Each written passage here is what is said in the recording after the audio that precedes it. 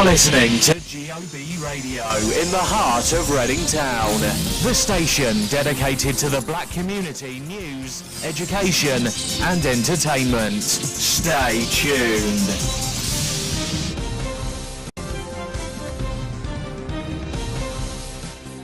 TV and radio and so Emre aso se oman ene amahodo so nsema yensaken yetumi ade abesum ye na hwefo enso ene atiefo nyina no ewo honom ensam no edoso ye pa de ne ubetie bi enso enie ye de ne bekirem enso oman konkon GHANAIANS scholarship secretariat for akachi no mu chesesi angasan Ghana ban scholarships ahodo de magana for di tukwan ekopie mu amanone no kame akwa yese transparency enya adwuma enumu enchiremu nyina no enso betumi adadi ewa hanum sei ye nyina anim afia hwase nega ne papa eyiye na ekoso no ana amanfo bebre na ekire sesika onya ye nyina ye Range Rover ana wode ba beto wode anu eyiye enso etimi aba ye de munchiremu nyina no ebetimi amagana awefo ene atiefo nyina no enso ewo honom anema ebeko nanim pa ede amaye afe krampo nso no John Dramani Mahama Ghana man penyin dada ene wadi nsemi atuja ya wo chemse Supreme Court ruling now de bae no ono wone ne nya dwen ba ko se kura enso hwa eno so munchiremu ni abone bede ya ye de besum ye na hwefo ene na tiefo nyina no enso honom na afe kura so no ye betimi akopie mo koforidua New Japan mensin ni mu na osoafo a ya ban krachi panyi ye ono ho ene wadi nsemi atuja wo kirem se wona wo preachi wa abontin nyina no wodi tax ato onso munyina no ba abontin pe wo se otua Ghana tax enso we hunsu kiremu nyina no ebetumi aba wakwem na niema akonanim ere amagana refo ene atiefo nyina no enso honom afa kranso no ye betimi asa akwa akopiem wo dwumtuni bi enso akache wo kirem se si ano adese road accident eku on Michael Krungana ye nitimamufuo sukrasin COVID-19 hwa emu kiremu no ebetimi aba wakwem na opanyini bi awadre enso ewo fango ensensem ehu wadi zembebre atuja wo chemse enei etoa do ayere toto tax petroleum products ahodo so no ni nyina on wrong timing ehun kiremu nyina no ebetumi aba sansem wei ene afufuro bi ene nei wo enwumre no nsia kase boy eso wo GOB TV and radio no wo beti na niema akonanim ede ama wona hwefo enso ene na tiefo elho kase obenya bia hwenya bia ti abowrem Facebook no GOB TV and radio afi betimi monitor live and clear pa enso ewo YouTube GOB TV UKGH na niema nso etimi akonanim ede amagana hwefo ene ye na tiefo nyina no enso elhonom kase boy wonsa betimi asa kan wo tuning unya kwa ope ye GOB radio afi modern Ghana GH eno so ye GOB radio wonsa betimi kan live and clear pa yen kase ebo ye tintimen so etimi de agu yen news portal ho gobnewsonline.com wonsa betimi kan live and clear na ne man so etimi akonanim ere amagana refo ne atiefo nyina na owo chinchini epenche nyina no enso honom na kase ebo wo betimi asa enya enso ewo www.gobtv.tv enso eso ya ye streaming kama pa hono maniema ekonanim enso etimede amagana hwefo eni etiefo nyina no honom kase eboy numeko bi andaroma anomo so me masne na metum ne kase eboy enso etimi abawa akwem na niema akọ na yefe na yede enso etimede amaw Breful Travel and Tour situ kwane netu aka wachina bi Lucent phones and accessories enso account bi Samsung GOB multimedia so masni bi pa afi contrast clothing no bomodin boa pa na eniema so etimi akonanim de amaye midin ya no Oheneba Appiah Kubi wo frame na sai pe metumi ajusu ye pa menje bre na memfa kase ni nkire mu nyina no emfa embel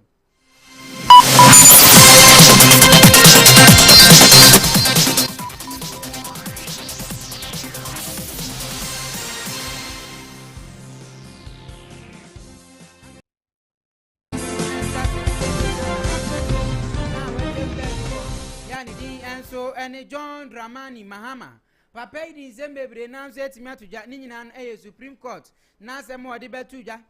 fam na shebedwa fie ensensem na ekoso ya no mu chemse sobi enso eti Speaker of Parliament akonya so na wojina mu sem na shebedwa ni de ma manfo bi wo bronu bia eso a wo kwan se wetimi to aba enso mrahye bedwafia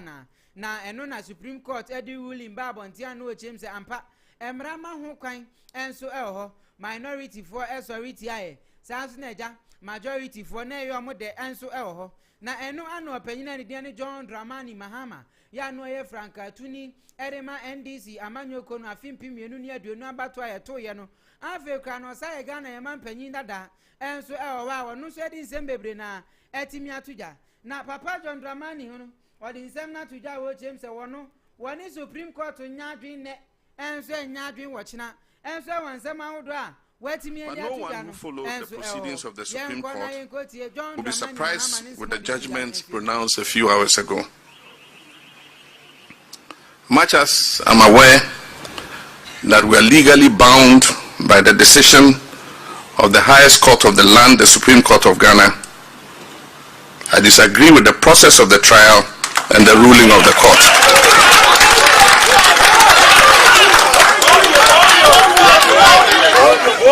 For the avoidance of that, I say, much as I'm aware that we are legally bound by the decisions of the Supreme Court, I disagree with the process of the trial and the ruling of the court.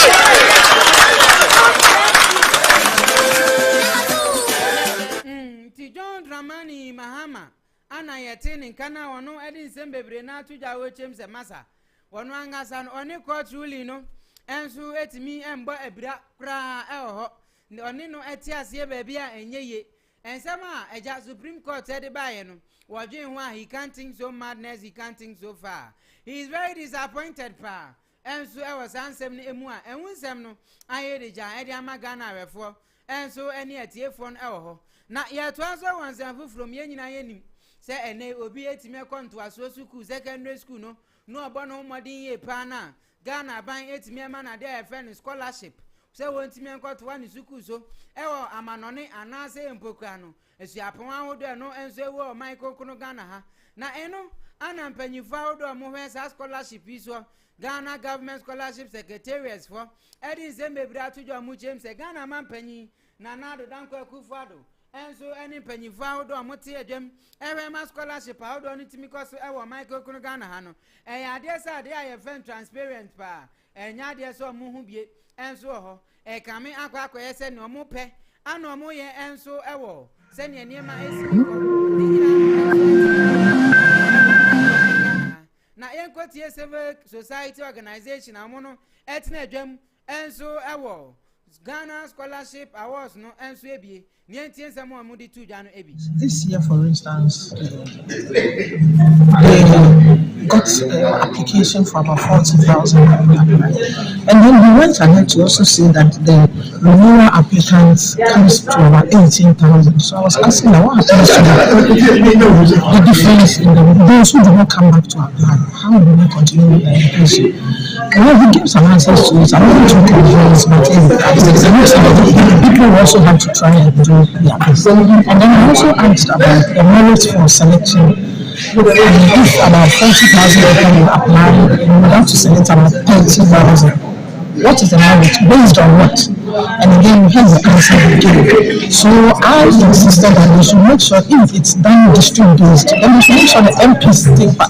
become part of the decision making, the final selection. That's the only way we can be sure that the people do not pick from the MPs and also come and pick from the national office. We need them to give us this information so that it will help us. Some of us are traditional authorities give scholarships, and then the scholarship secretariat is given, and then the people also come to the MPs for scholarships. So if they are able to give us this information, nobody will come and have a double take of scholarship, because there are a number of people who want scholarships, and so we are asking them to be transparent enough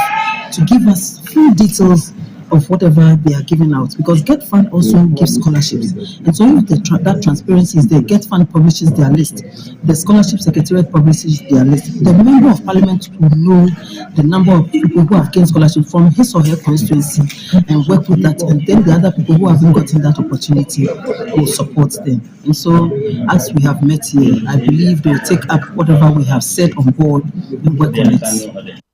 The work they are doing is not helping the council at all. Why do I say that? It's just because that from the exposition they gave,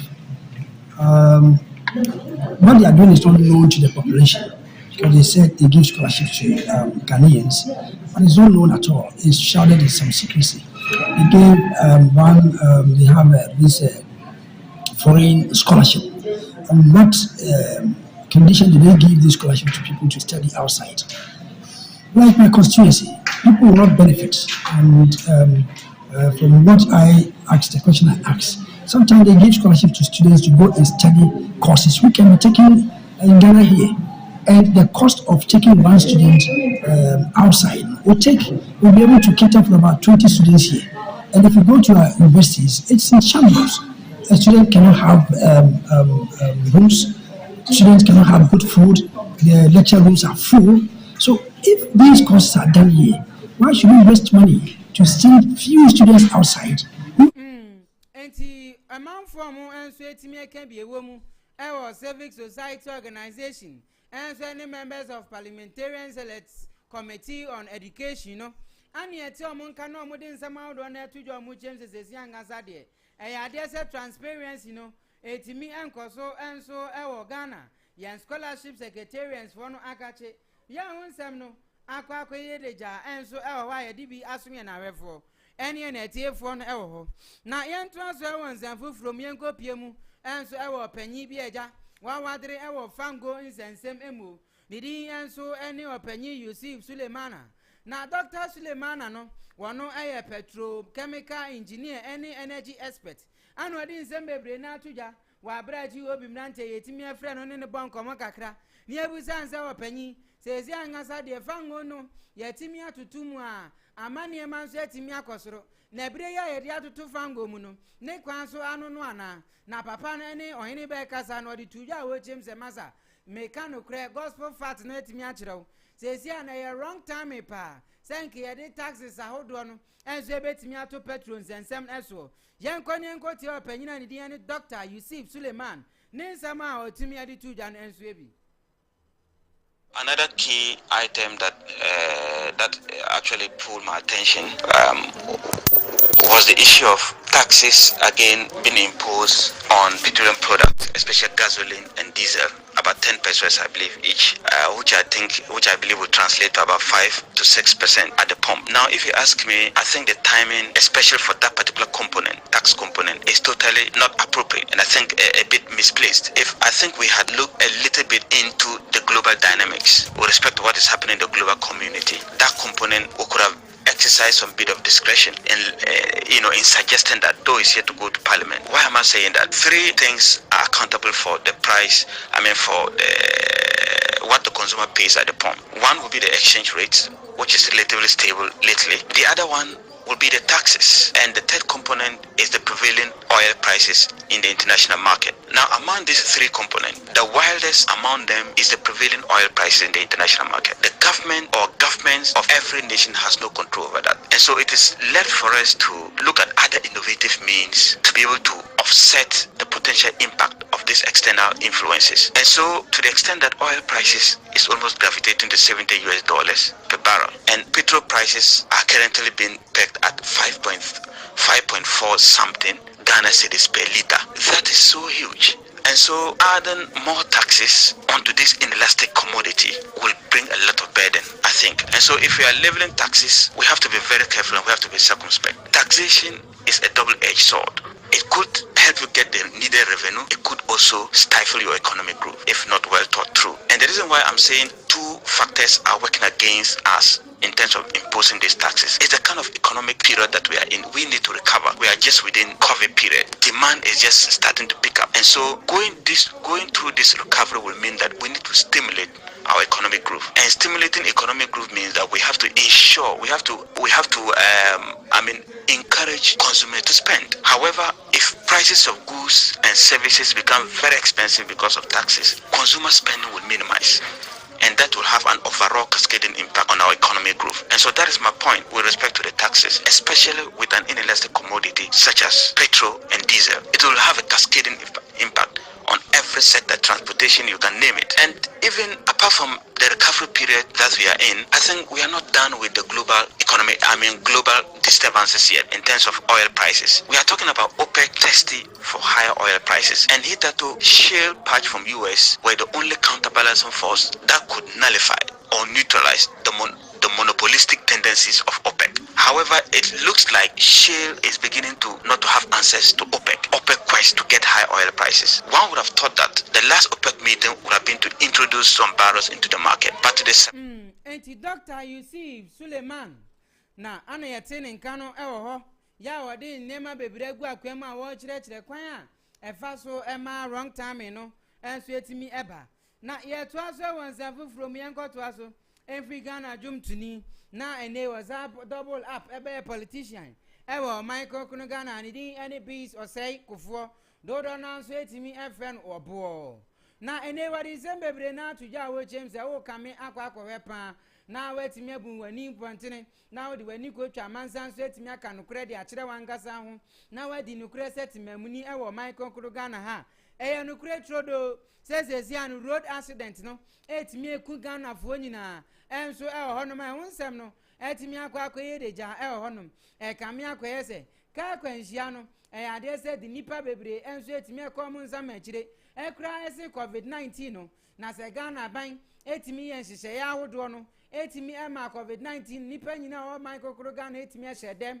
na lockdown etimi ebaye ya the restrictions ahodo na etimi ebaye dia ene dia pan esi hu kwan se Ghana ban etimi enye emfa ne emangu akwema ka kwanhia no etimi enkoso ebi ni se road safety commissioner fo no ebetimi atiasi montin so no my education kakra enso etimi de akire omanfo dodo no omotwika ne shank no enso ewo Michael Kuno Ghana ha na omu wie pa afe no omu nko radio sahodo no omu ma omanfo nte ensunsan so boni e wo se nipa bi a utwika no tie wo abra ubedi nsamfo sebe ewo kwantempon eso yenko ne yenko tie wo bo ne hu yehu ne nsam odi tuja no enso ebi. What has hit the world is COVID-19. When COVID-19 when it started in the early times, we could go to the extent of having lockdown where nobody should go anywhere. And we all abided because we were all scared. Okay. Till date, Ghana, COVID-19 deaths have not hit 1,000 yet. If people get the statistics on road accidents, I mean in 2017, almost 4,000 people died from road accidents. 2018, I'm sure it will be around the same number. 2020, just 2020, last year, between January and October, we had more than 2,000 people dying from road accidents.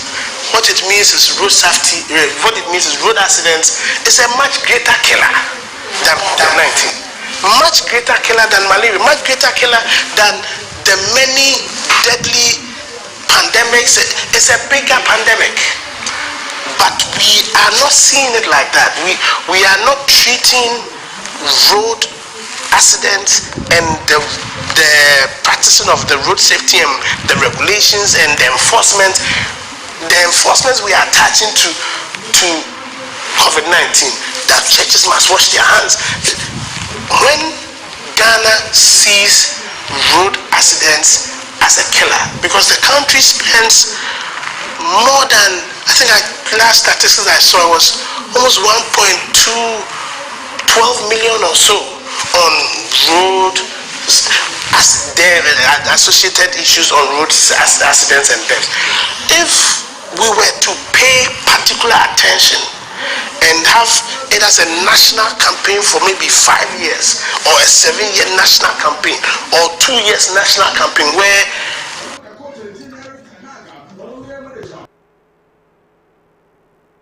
recently what has hit the world is COVID-19.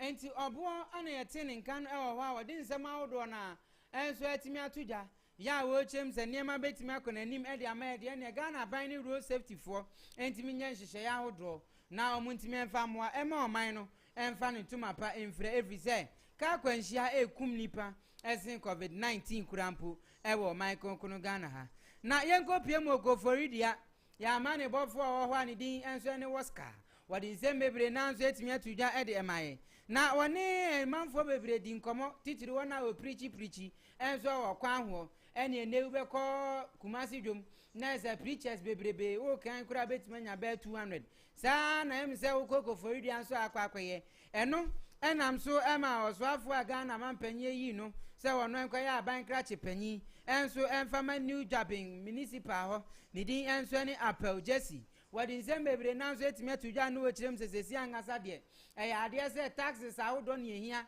edibu o man konkron Ghana enso ewa ha sei ne senti no wono angasa de wadi nhihye bi aguakwem uye preacher na be preach e wo New Japping pe ye no ewo din koforidia honom enso wo Eastern Regional ka hu se wadi tax e ba beto so na se ujina kwan hu preach na near the tax nso etimi aba dezi anu ye preacher e wo New Japping enso koforidia man mu a ade se oba betua tax enso ho na eno ana omanfo omo nso etimi preach asofo for evangelist ahodo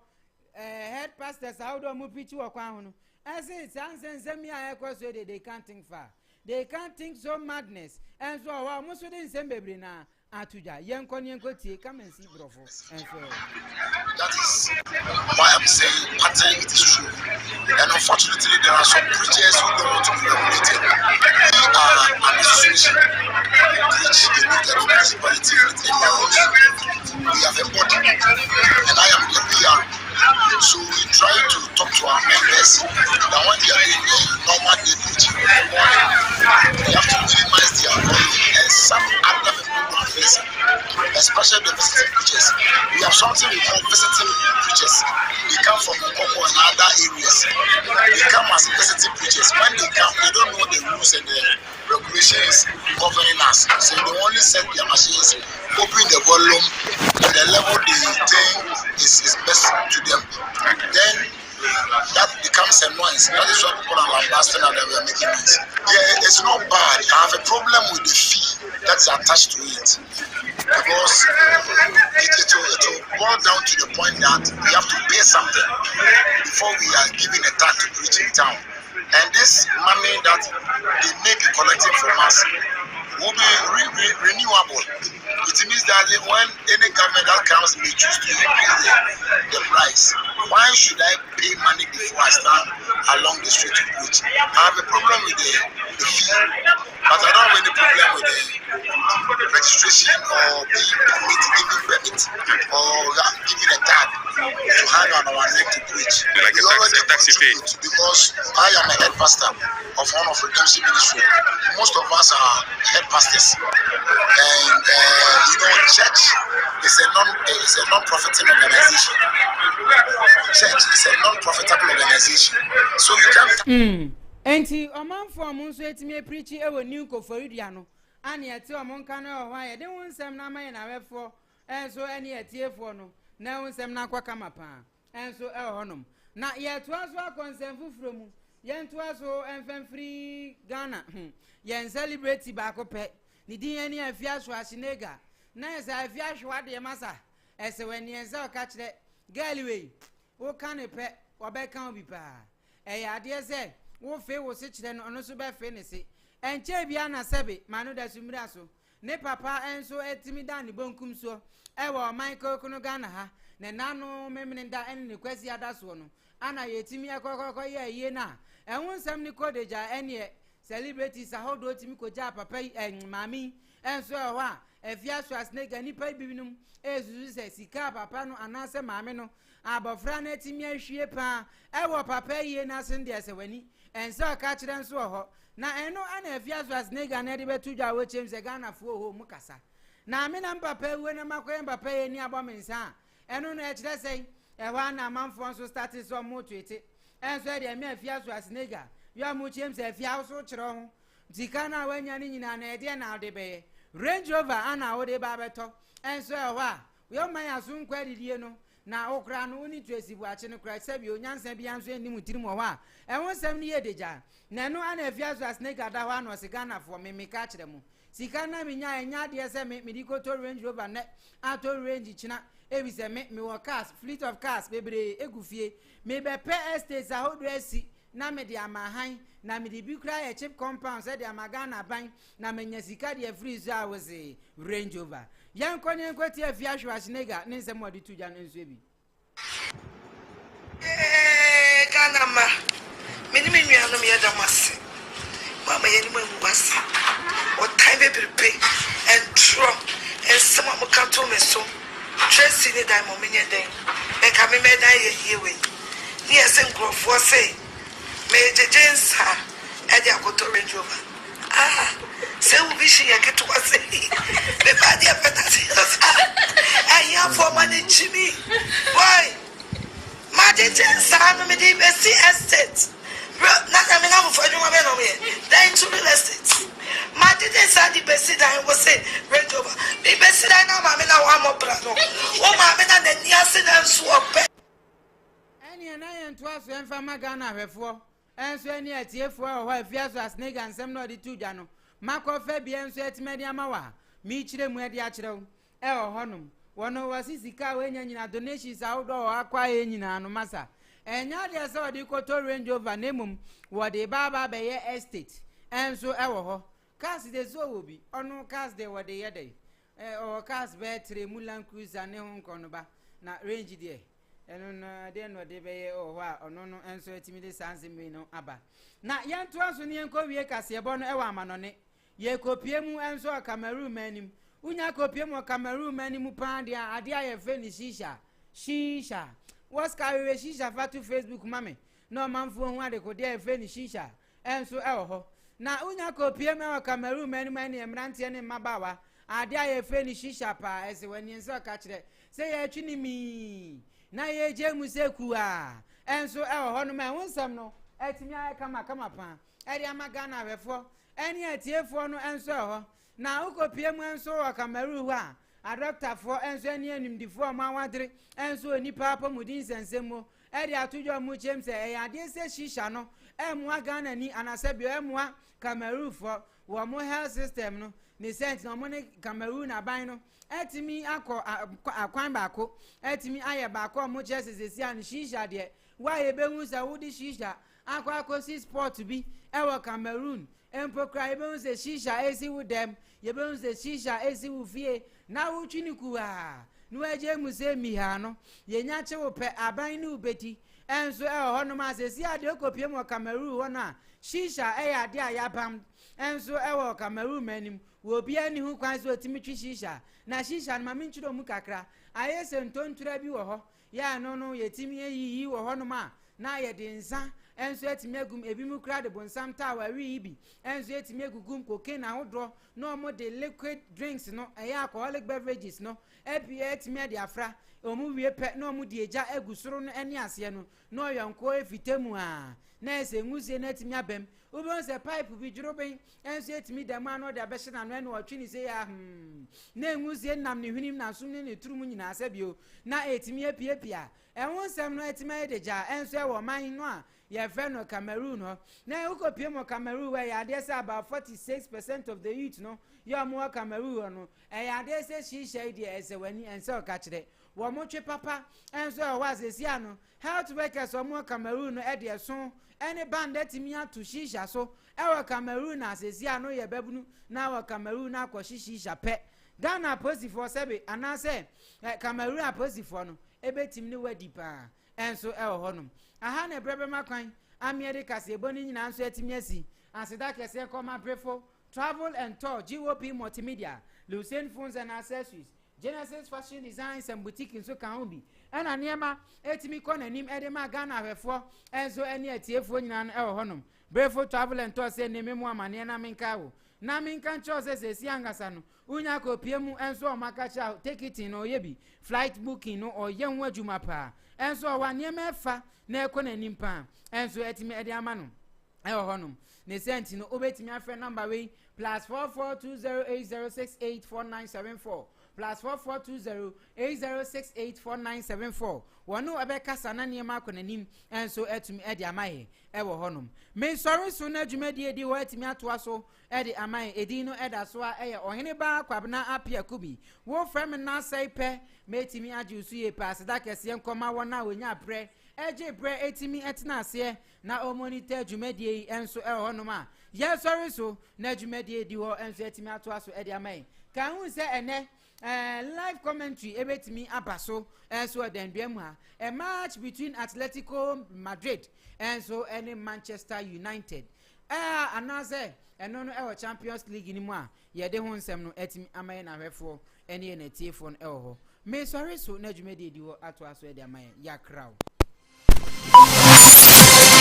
You are listening to GHANAIANS Radio in the heart of Reading Town, the station dedicated to the black community news, education and entertainment. Stay tuned.